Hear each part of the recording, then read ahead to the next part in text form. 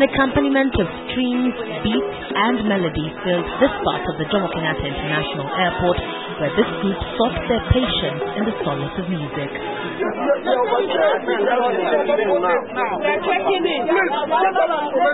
The other side of the airport, however, saw none of that patience, just struggles to cope with the uneasy wait, the overwhelming exhaustion, increasing worry and anxiety. Because we need some arrangement from you. These never-ending queues characterizing the backlog that followed the 3-day strike by the Kenya Airways Workers Union that paralyzed operations at all major international airports across the country, an inconvenience many of the passengers have not taken well.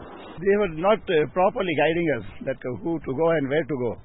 Even not providing even the necessary things like food, coffee, tea or anything, and proper providing the information when the flight is coming or whether it is cancelled.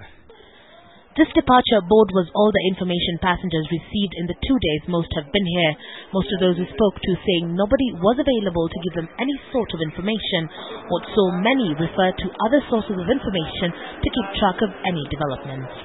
The crisis was anticipated and we needed to have a contingency plan in place to be able to reschedule flights and have passengers get to their destinations without any problems. But it's unfortunate that this contingency plan was not put in place. For them, it has been that they have been delayed and they have perceived that we have not given them enough information, which is true, but we didn't withhold information, we didn't have it. But following the announcement earlier by the union officials and the Kenya Airways management that the strike had been called off, business slowly returned to normal. Employees slowly trickled back in. Flights began being scheduled for departure, and slowly things started to move. And in Mombasa, even take off pretty early in the day. Many passengers, however, are yet to be convinced that this was just a minor glitch. I changed my mind because I cannot travel in the near future in this flight.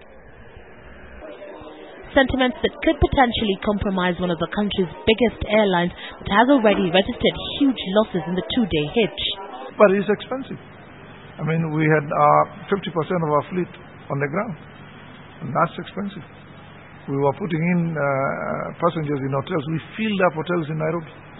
It is a situation both the management as well as the clientele hope will not recur anytime soon.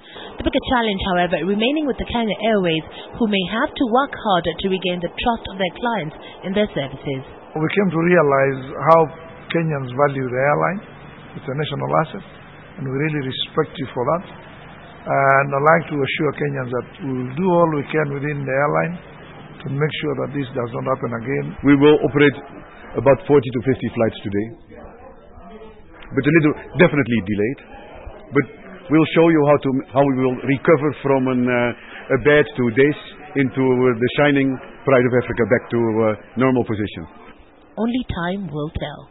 Evelyn Wambui, KTN Weekend Prime.